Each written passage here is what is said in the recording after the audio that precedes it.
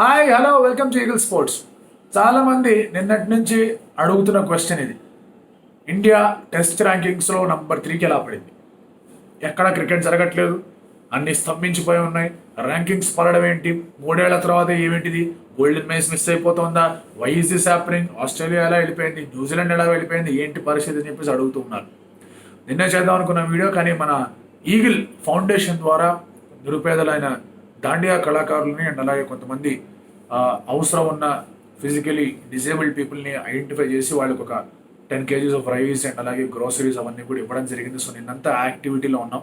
అంటే పబ్లిసిటీ కోసం చెప్పట్లేదు, ఐఎమ్ జస్ట్ ఒక రిక్వెస్ట్ నా తరఫు నుంచి అందరికీ ఏంటంటే, మీకు చేతనంత సహాయం మీరు చేస్తూ ఉంటే కనుక and this tough times if you're there for each other, the world is obviously better place to be there. So as coming back to the topic, ఏమైంది ఇండియాకి? మ్యాచ్లు ఆడకుండా ర్యాంకింగ్స్ తగ్గిపోవడం అనేది జరుగుతుంది. ఎప్పుడు వేరే కంట్రీస్ ఏమన్నా బాగా టెస్ట్ మ్యాచ్లు ఆడేసి వాళ్ళు బాగా గెలిచేస్తూ ఇండియాకి ఏదన్నా బ్రేక్ పడినప్పుడు టెస్ట్ మ్యాచెస్ ఆడకుండా ఉన్నప్పుడు అవి జరిగేది సర్వసాధారణం. కానీ ఇక్కడ జరిగింది అది కాదు. ఇక్కడ ఏం జరిగిందంటే ఓవరాల్గా ర్యాంకింగ్స్లో ప్రాబ్లం వచ్చేసింది. ఆస్ట్రేలియా 1కి వెళ్ళిపోయింది, న్యూజిలాండ్ 2కి వెళ్ళిపోయింది, ఇండియా 3కి వెళ్ళిపోయింది. 2 పాయింట్స్ డిఫరెన్స్ అంతే. 2 పాయింట్స్ 3 పొజిషన్స్ ఉన్నాయి. అసలు ఎందుకు ర్యాంకింగ్స్ జనరల్గా ఎప్పుడు అప్డేట్ అవుతాయి, ఈసారి ఎందుకు లేట్గా అప్డేట్ అయింది, ఇవన్నీ కూడా క్వశ్చన్స్ ఉంటాయి. మే 1st అప్డేటెడ్ ర్యాంకింగ్స్ బయటపడ్డాయి, which is a very wrong thing. Very wrong thing on the part of ICC and అలాగే ఈ ర్యాంకింగ్స్ వేసే వాళ్ళందరి ఏదైతే కమిటీ ఉందో, ఏదైతే అల్గరిథం ఉందో, ఏదైతే డైనామిక్స్ ఉన్నాయో అవన్నీ చాలా తప్పు. స్పోర్ట్ ఎక్కడా జరగనప్పుడు ర్యాంకింగ్స్ని ఫ్రీజ్ చేయాలి, అది చేయలేదు వాళ్ళు. ఈ look at tennis, rankings freeze అయిపోయి ఉన్నాయి, పాయింట్స్ ఫ్రీజ్ అయిపోయి ఉన్నాయి. బ్యాడ్మింటన్ పాయింట్స్ ఫ్రీజ్ అయిపోయి ఉన్నాయి. టెన్నిస్కి అండ్ అలాగే క్రికెట్కి ఒక కంపారిజన్ డ్రా చేద్దాం ర్యాంకింగ్స్ విషయంలో, ఎందుకంటే it is much simpler and easier way of looking at things.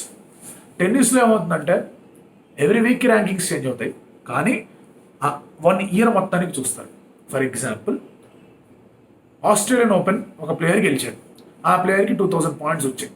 Okay, this happen in 2019. 2020లో ఆస్ట్రేలియన్ ఓపెన్ అయ్యే టైంకి ఆ ప్లేయర్ గనక ఆస్ట్రేలియన్ ఓపెన్ గెలిచాడంటే ఆ పాయింట్స్ని రీటైన్ చేసుకోగలడు, ఆ పాయింట్స్ని సేవ్ చేసుకోగలడు, ఆ పాయింట్స్ని డిఫెండ్ చేసుకోగలడు. విచ్ మీన్స్ తన పొజిషన్ అక్కడి నుంచి డిప్ అవ్వదు. ఒకవేళ కనుక గెలవలేదంటే, ఒకవేళ కనుక ఫైనల్లో ఓడిపోయాడంటే కనుక కొన్ని పాయింట్స్ తగ్గుతాయి.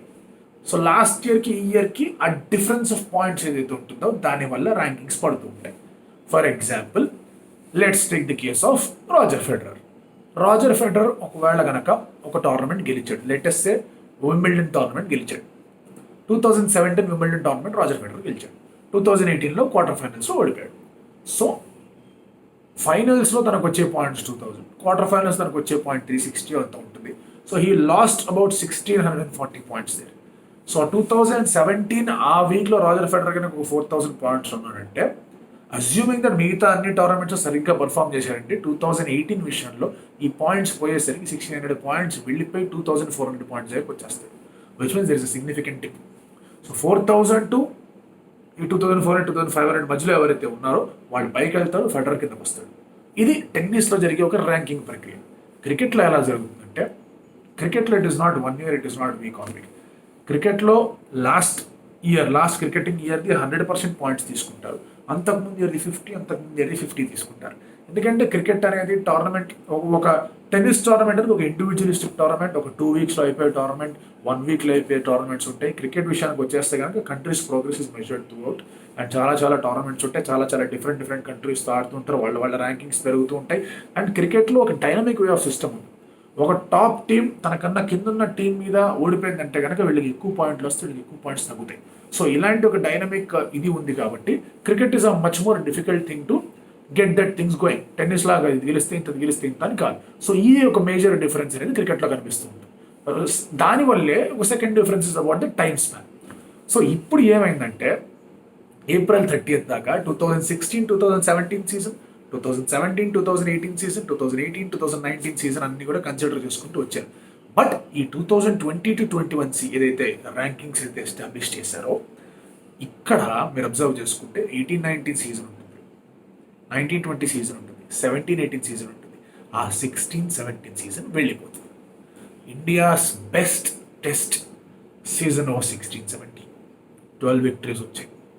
లాస్ట్ ఇయర్ తీసుకుంటే if you look at the last year అద్భుతమైన పర్ఫార్మెన్స్ చేశారు. సౌత్ ఆఫ్రికాకి అగేన్స్ట్గా, బంగ్లాదేశ్కి అగేన్స్ట్గా. బట్ వాళ్ళందరూ కూడా ఇండియా కన్నా తక్కువ ప్లేస్ టీమ్స్ మీద గెలిచారు, పాయింట్స్ని డిఫెండ్ చేసుకున్నారు. What happened in New Zealand? 2-0. New Zealand India కన్నా తక్కువ టీం, వాళ్ళు క్లీన్ స్వీప్ చేశారు. So India will definitely lose points, New Zealand will gain more points. So New Zealand డెఫినెట్గా ఇండియా కన్నా కొంచెం స్ట్రాంగర్ అడ్వాంటేజ్లో క్రియేట్ అయిపోయింది. వాళ్ళ రీసెంట్ సిస్టంలో వాళ్ళు ఆస్ట్రేలియాకి అగేన్స్ట్ క్లీన్ స్వీప్ అయిపోయినా కూడా ఫస్ట్ ర్యాంక్గా ఉండే ఇండియన్ టెస్ట్ టీమ్ని వాళ్ళు క్లీన్ స్వీప్ చేశారు కాబట్టి వాళ్ళకి ఎక్స్ట్రా ర్యాంక్స్ వచ్చాయి. అలాగే ఆస్ట్రేలియా విషయం తీసుకుంటే కనుక last 2 test series have been phenomenal. So వాళ్ళ రైజ్ చూసాం మనం, క్లీన్ స్వీప్స్ చేసుకుంటూ వచ్చారు.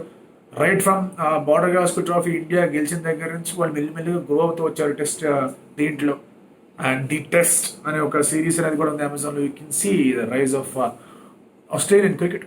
సో అక్కడి నుంచి బాగా ఆడుతూ వచ్చారు. యాషెస్ అక్కడికి వెళ్ళి వాళ్ళు రీటైన్ చేసుకోగలిగారు. గోయింగ్ అవే గేమ్ అంటే ఇంకా ఎక్కువ ఉంటుంది వెయిటేజ్. అండ్ అలాగే అవన్నీ చూసుకుంటూ వస్తే కనుక డెఫినెట్లీ ఆస్ట్రేలియా పైకి వచ్చింది. అండ్ న్యూజిలాండ్ అక్కడ ఉంది, ఇండియా ఇక్కడ ఉంది. Because India has been playing ఫినామినల్లీ.